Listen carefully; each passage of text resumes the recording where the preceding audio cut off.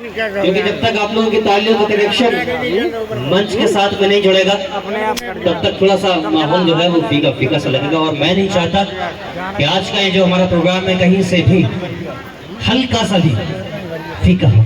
Correct?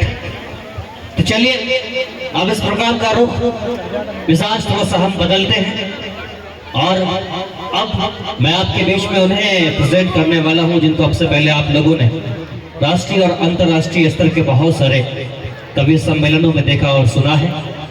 आपने इन्हें काफी सारे YouTube वीडियोस में देखा होगा, महसूस किया होगा। आज हम सब के बीच में हास्य और व्यंग्य के एक जाने पहचाने कवि श्री संतोष सागर जी उपलब्ध हैं, मौजूद हैं, हमारे बीच में आ चुके हैं। मैं उन्हें आप लोगों के बीच में आमंत्रित करने जा रहा हूं। एक बार जोरदार तालियां आप सभी के हद तक पहुंच जाए। महफिल की कुछ इस तरह से शुरुआत कीजिए, आंखों में आंखें डालकर कुछ बात कीजिए। सुनी पड़ी है दिल की जमीन मुद्दतों से आज बन के घटाए प्यार की बरसात कीजिए। ये बड़ी अच्छी बात है, आप लोगों को शायरी समझ में आती है। हमारे बीच में संतोष जी आ चुके हैं, आइए सुनते हैं, महसूस करते हैं। भैया मैं चाहूंगा ये माताएं बहनें जो यहाँ खड़ी हुई हैं, आप लोग इधर आगे आ जाइए, जगह है, यहाँ बैठ जाइए आप आके।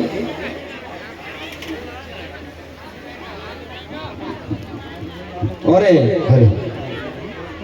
आप आ जाइए इधर, जगह है, आप यहाँ बैठिए, बैठ के देखिएगा कार्यक्रम, क्योंकि ये 10-5 मिनट का कार्यक्रम थोड़ा ना है। और ये 1000 रुपए पारितोषिक के रूप में आए हैं हमारे प्रधान जी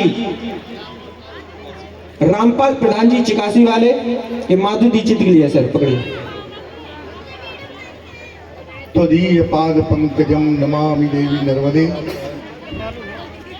रेवा को प्रणाम करता हूँ। सर 1 मिनट थोड़ा, मैं चाहूंगा हमारे भैया हैं ऋषभ भैया, आप मंच पे आए और हमारे जो कवि महोदय हैं आप माल्यार्पण करें कवि महोदय जी का।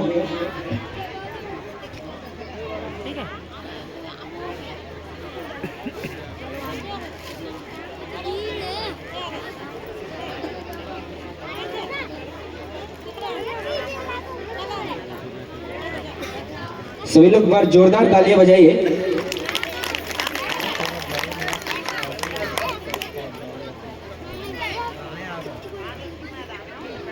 बहुत बहुत स्वागत है आपका।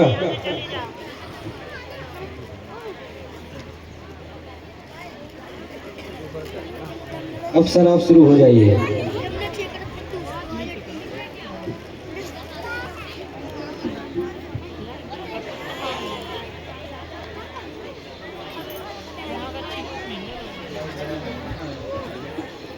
त्वदीय पाद पंकजम नमामि देवी नर्मदे।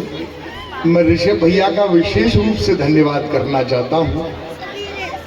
ठंड के मौसम में हास्य व्यंग्य के कवि को अगर शॉल दे दिया, समझ लो उसको संजीवनी बूटी प्राप्त हो गई। एक बार ऋषभ भैया के सम्मान में जोरदार तालियां बजाएं।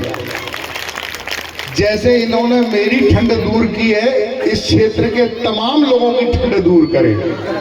आइए, कवि सम्मेलन यहाँ पर है। माधुरी दीक्षित के बाद अमरीश पुरी को बुला लिया गया है। मेरी तो समझ में नहीं आ रहा है कि मैं करूं क्या। इतना अच्छा तो मैं नाच नहीं सकता क्योंकि मेरा फर्नीचर अलाउ नहीं करता। भाई अब इस उम्र में अगर मैं नाचूंगा माधुरी दीक्षित जैसा, तो आपको तो मालूम है अपनी तो गरुड़ पुराण बचने में ज्यादा टाइम थोड़ी लगेगा। बहुत मौज मस्ती के साथ 10-15 मिनट आपसे बातचीत करूंगा। हास्य व्यंग्य का कवि हूँ, इसकी आवाज बढ़ाओ बेटा, हमारी कम है थोड़ी सी, है ना। और ये सीटी बेटा माधुरी मैडम के सामने मार रहा है ना, क्योंकि हमें सीटी मार के कुछ नहीं मिलेगा। और बहुत बढ़िया आप सब लोग बैठे हैं। मैं सबसे पहले धन्यवाद करना चाहता हूँ हमारे जयंती संत राम जी राजपूत जी का, जिन्होंने इतना खूबसूरत आयोजन यहाँ पर सजाया। और जिला पंचायत अध्यक्षा हमीरपुर के दायित्व का निर्वाह भी कर रही है वो। एक बार मैं चाहता हूँ आदरणीय भाई साहब के सम्मान में भी जोरदार तालियां बनती हैं। एक बात मैं थोड़ी संजीदा कहना चाहता हूँ। बाबा रामचरितमानस में तुलसीदास जी लिखते हैं कि सुन सीता सोई सुत बड़ भागी, जो चरण अनुरागी। मित्रों, मैं धन्यवाद करना चाहता हूं उस परिवार का जिस परिवार में ऐसे माता पिता स्वर्गीय श्री अर्जुन सिंह, श्रीमती ब्रह्मा रानी देवी का जन्म हुआ, जिन्होंने ऐसी संतान को जन्म दिया, जिन्होंने संस्कारों की एक ऐसी पौध लगाई जो आज इस करही गांव में दिखाई पड़ रही है। उनकी स्मृति में एक बार जोरदार तालियां बजाइएगा। और आइए कवि सम्मेलन शुरू करते हैं। यहाँ से बहुत 10-5 मिनट आपके बीच में आपके प्राण पीऊंगा। और मेरा निवेदन इतना है, मेरी कविताओं में आपको दिमाग लगाने की बिल्कुल जरूरत नहीं है। वो इसलिए नहीं है आपको जरूरत क्योंकि मैंने लिखने में दिमाग नहीं लगाया है, तो आपको सुनने में भी दिमाग नहीं लगाना है। बस कविताओं के प्राण है तालियां। अगर आपकी तालियां बजती रहेंगी तो मुझे पता चलता रहेगा कितनी देर पढ़ना है। 4 पंक्तियां पढ़ता हूँ और अपनी यहाँ से यात्रा शुरू करता हूँ कि हिंदू हो मुसलमान देर खिलाने जब तक हो। आपके गांव के तो जो छोरे छोरी बड़े कमाल के जो तनक तनक से मोड़ा मोड़ी, जैसे ही माधुरी मैडम मंच पे आई बिल्कुल सामने आके बैठ गए। ये साले प्राइमरी के बच्चे एमए की किताब पढ़ने की कोशिश कर रहे हैं। ताली वाली बजाओ यार। हाँ, ऐसे ही लगना चाहिए कि कवि सम्मेलन में बैठे अपन, ऐसा नहीं लगना चाहिए सुंदरकांड में बैठे, है ना।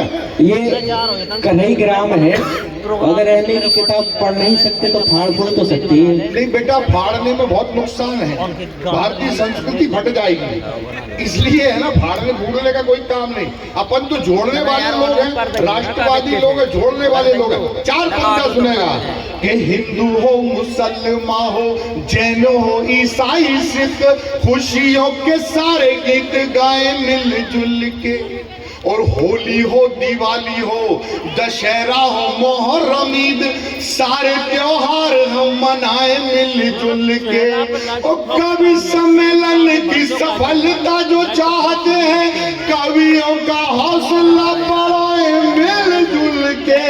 और आज की ये शाम यादगार जो बनाना चाहे, जोरदार तालियां बजाए मिलजुल के।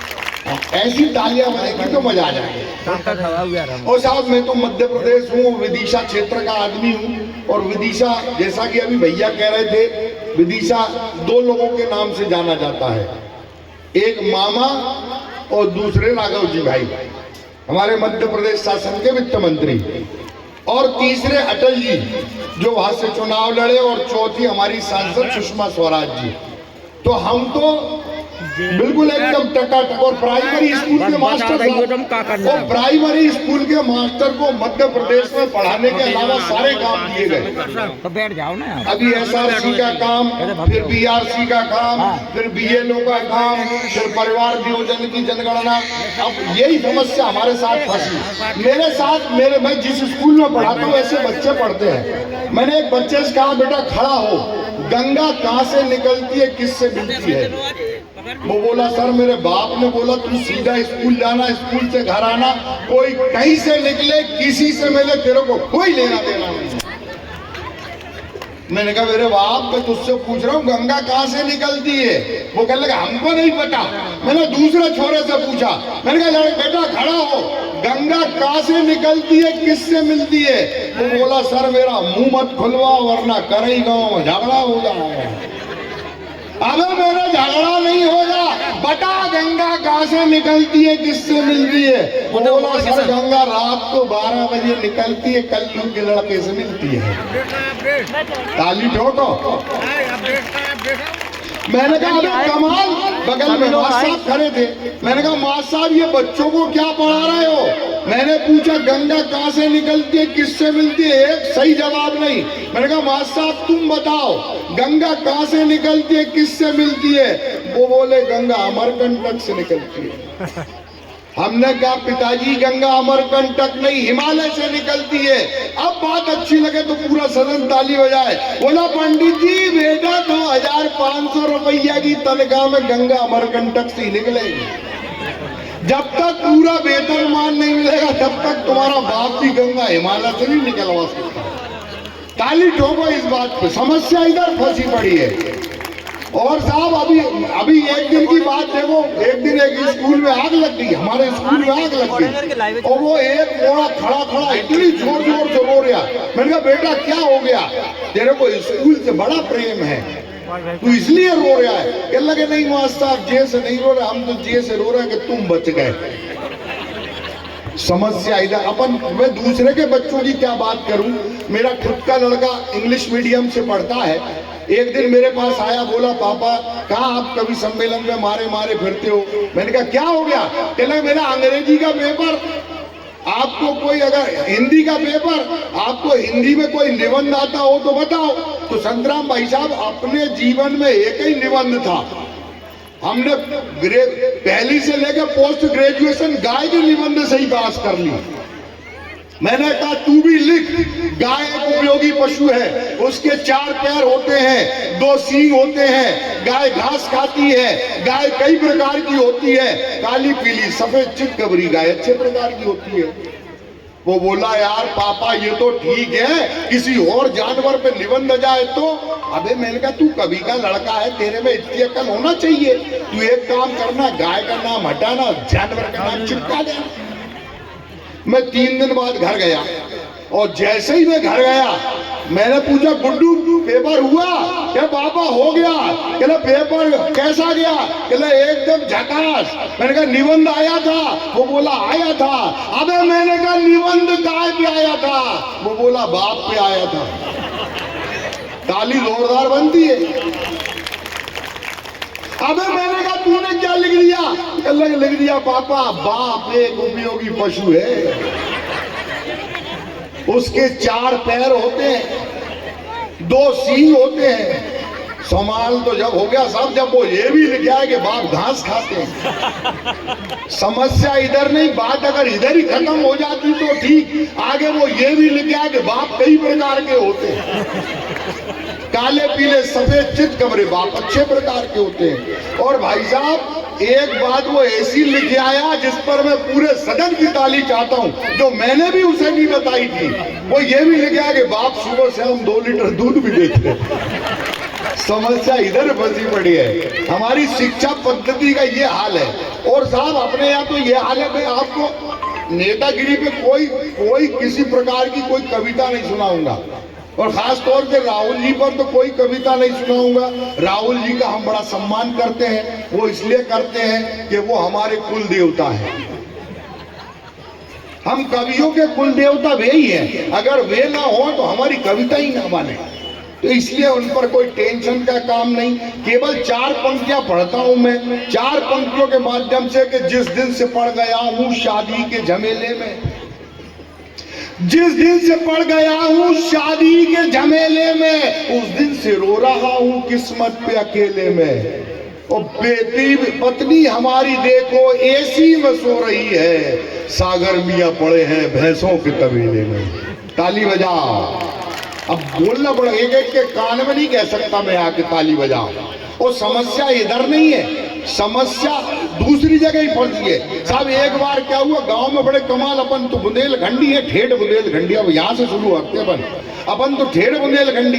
एक की लुगाई मर गई, बस लुगाई मर गई, बाकी लुगाई आंगन में धरी, और वो बात जलावे तैयार नहीं। मैंने कहा मेरे बाप जाए जला दे, सड़ जाएगी जा। कहने लगे मैं नहीं जलाऊंगा। फिर गांव के बुजुर्ग आए, बहुत समझाया कि जाए जला, कहने लगे नहीं जलाऊंगा। हमने कहा भैया होगा गाँव? अरे कहने लगे कछु नहीं। कहने लगे 2 साल पहले मेरे दद्दा मरे थे, पूरे गांव के डुकरा आ गए। बेटा चिंता मत कर, हम तेरे दद्दा। साल भर पहले बाई मरी तो गांव की सबरी डुकरियां आ गई। बेटा चिंता मत कर, हम तेरी बाई। 2 घंटा से मरी धरी है, कोई एक भी आवे तैयार नहीं है। ताली ठोको यार, समझ में आ रही हो तो जरा लगना चाहिए कि अपन सुन रहे हैं कभी। तो ये समस्या यहाँ पर पड़ी हुई है। और ये घरई गांव के नौजवान, ये छोटे छोटे बच्चे हैं, बच्चों के हाजिर जवाबी मैं बता नहीं सकता साहब। आजकल के ये हाईटेक बच्चे ऐसे जवाब देते हैं। मैंने एक बच्चे से पूछा निसार खड़ा हो, उसका नाम निसार। मैंने कहा बेटा निसार खड़ा हो, तेरा जन्म कैसे हुआ? समस्या कठिन थी, उसने जो जवाब दिया है, अगर जवाब अच्छा लगे तो पूरा सदन ताली बजाए। मैंने कहा बेटा निसार खड़ा हो, तेरा जन्म कैसे हुआ? उसने खट से जवाब दिया कि जवानी जाने मन हसीन दिलरुबा। जवानी जाने मन हसीन दिलरुबा, मिले दो दिल जवान निसार हो गए। मैंने कहा बेटा तेरा बाप भी ऐसे ही जवाब देता था, आजकल बिहार में विधायक है। वो बिहार का एक मंत्री अपने ड्राइवर से बोला, ड्राइवर चलो शौचालय लेके चलो। तो ड्राइवर बोला सर वो शौचालय नहीं होता, सचिवालय होता है। जिसको ये नहीं पता कि शौचालय सचिवालय में क्या अंतर है, समस्या इधर फंसी पड़ी है। मैंने दूसरे छोरे से पूछा, मैंने बेटा खड़ा हो, जवानी और बुढ़ापे में क्या अंतर है? वो बोला सर जवानों के मोबाइलों में लड़कियों के नंबर होते हैं। फिर ताली बजाए। मैंने कहा बुजुर्गों के मोबाइल में? बोला सर डॉक्टरों के नंबर होते हैं। समस्या इधर फंसी पड़ी है। फिर एक चार पंक्तियां सुनाता हूं। तमाम शादीशुदा लोग जहाँ पर बैठे हैं, जो जोड़े से आए हैं उनको मैं प्रणाम करता हूँ, जो अकेले आए हैं उनको मैं श्रद्धांजलि समर्पित करता हूँ, क्योंकि उनको अभी तक मिली नहीं है, और जिनको मिली है उनकी हालत ऐसी है। आपको मालूम है ये जो टोपी है ना, ये मैंने अपने आप ऐसे दिखाने के लिए, केवल शोबाजी के लिए नहीं, ये अपना गंजत्व छिपाने के लिए लगा रखी है। इसका कारण है कि आप देख के समझ जाओगे ये 25 साल पुराना शादीशुदा है। अब इसी बस इस चांद को याद रखिए और मेरी चार पंक्तियां और आपकी तालियों का महोत्सव सुनेगा कि जब से हुई है शादी यानी पूरी बर्बादी, यातायात जिंदगी का जाम होके रह गया।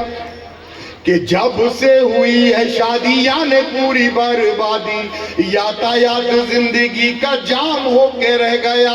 घर में भी काम करूं बाहर भी काम करूं, आदमी में खासता पर आम होके रह गया। रोज रोज मुझको सताए मेरी घर वाली, क्या करूं मैं जोरू का गुलाम होके रह गया। घर वाली मेरी मुन्नी की तरह से नचती है, और संतोष सागर झंडू बाम होके रह गया।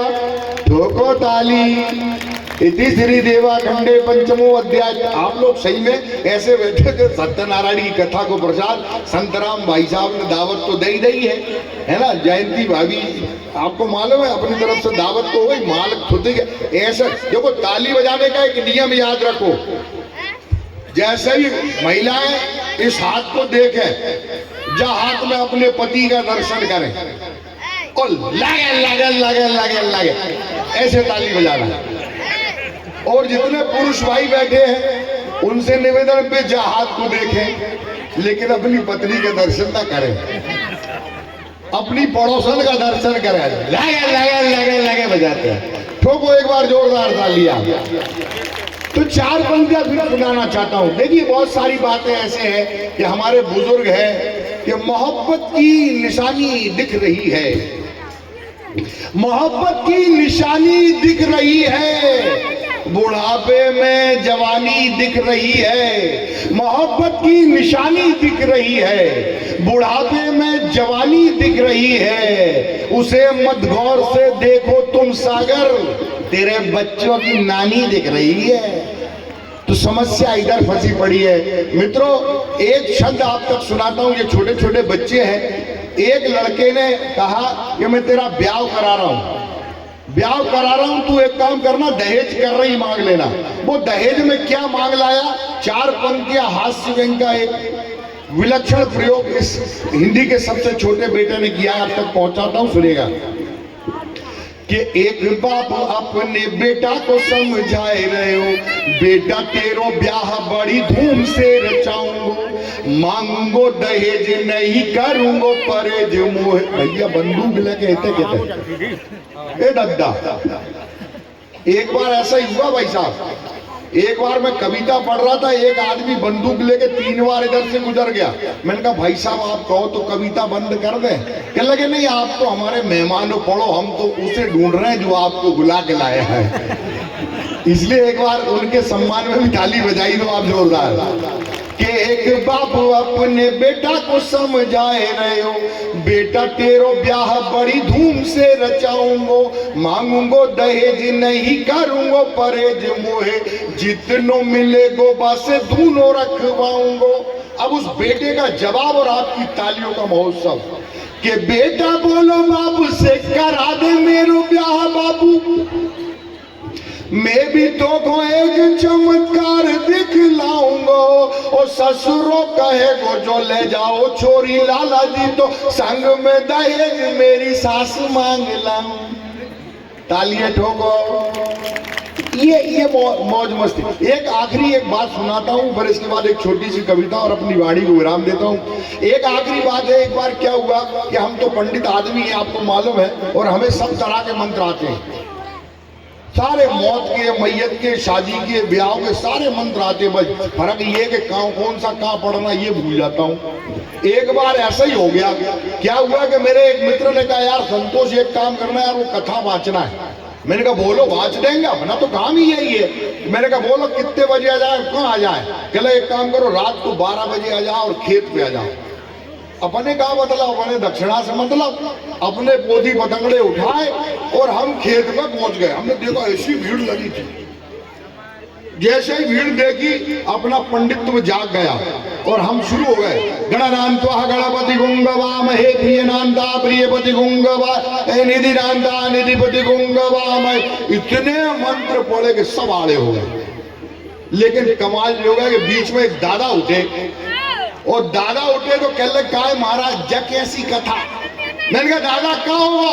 अरे कह लगे जावे लीलावती कलावती तू आई नहीं। हमने कहा मर गए अपन ने, 2 पन्ना जोश में ज्यादा पलट रहे। लेकिन एक बामन की खोपड़ी क्या काम करती है, तालियां इस पे चाहता हूं। मैंने कहा दादा एक बात बताओ, कथा कहाँ पे हो रही है? कह लगे खेत गए। हमने कहा रात के कितने बज रहे? हमने कहा 2 बज रहे। हमने कहा लीलावती कलावती अच्छे खानदान की बहू बेटी है, जब घर में कथा कराओगे तो ही आएंगी, नहीं तो ये नहीं आएंगी। बजाओ ठोको ताली इसी बात पे। और मित्रों 4 पंक्तियां सुनाकर एक कविता छोटी सी मैं आदरणीय दादी जी के चरणों में समर्पित करके, और आज संतराम भाई साहब और उनके परिवार का जो मातृ भ्रातृ प्रेम देखा, आदरणीय जयंती भाभी जो जिला पंचायत की अध्यक्षा है, और हमारा भतीजा कहते हैं होनहार बिरवान के होत चिकने पाँव, बहुत प्रतिभावान है, आगे जाके बहुत तरक्की करेगा। बस एक रचना में आदरणीय माँ के नाम में यहाँ पर पढ़ के जाऊंगा। 4 पंक्तियां आखिरी आपको इसलिए सुनाना चाहता हूँ कि हमने बहुत सारी बातें की, और मैं ऐसी बातें रात भर कर सकता हूँ अकेले, जबकि 3 लोग हैं हम। लेकिन जब हम यहाँ से जाएं तो आपको सुबह लगे कि यहाँ पर कविता पाठ हुआ, और आदरणीय ब्राह्मी देवी और अर्जुन सिंह जी की स्मृति में जो आयोजन अमृत महोत्सव का था, उसमें कुछ अच्छी बात भी हुई। यहाँ से 4 पंक्तियां कहता हूँ, हम आप लोग बड़े भाग्यशाली लोग हैं जिनकी माता पिता दोनों जिंदा हैं। हम बदनसीबों से पूछो जिनके माता पिता बचपन में ही चले गए, और आज अगर हमारे गुरु के संस्कार नहीं होते तो मेरे जैसे नालायक आदमी को इस माइक पर खड़े होने का सामर्थ्य नहीं था।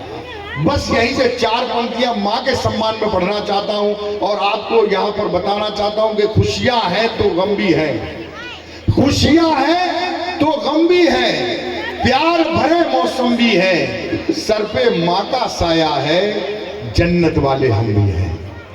तालियां बजाओ जोरदार।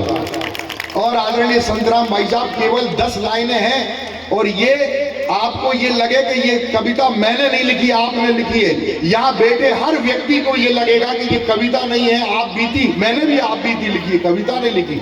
जो मैंने अपनी माँ के साथ 55-60 साल गुजारे थे, बस वहीं से उस कविता को मैं पढ़ना चाहता हूँ। सुनिए कि कभी कच्चा बनाती थी, कभी पक्का बनाती थी, कभी कच्चा बनाती थी, कभी पक्का बनाती थी, मगर माँ जो बनाती थी बहुत अच्छा बनाती थी।